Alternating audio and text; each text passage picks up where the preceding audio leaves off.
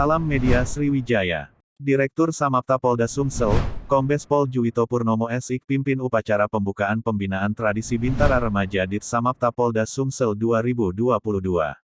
Upacara sendiri digelar di lapangan Wira Bakti Pakri Palembang, Sabtu tanggal 23 Juli yang diikuti puluhan Bintara Remaja yang akan mengikuti pembinaan.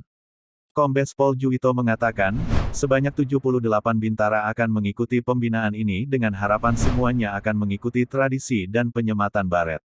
Saya ingin Samapta kuat, dan menjadi personel Polri yang siap sedia dalam menjaga Kamtibmas di wilayah Sumsel, apalagi kita harus memahami tugas kita karena ini tidak ringan, melainkan cukup berat karena kita harus melakukan pencegahan dan patroli di wilayah kita ini agar aman dari kejahatan.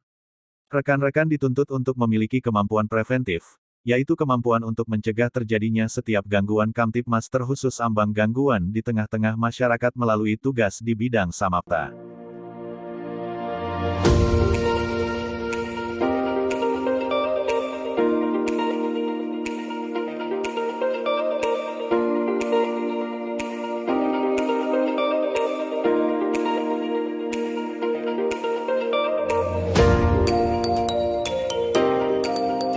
Media Sriwijaya melaporkan.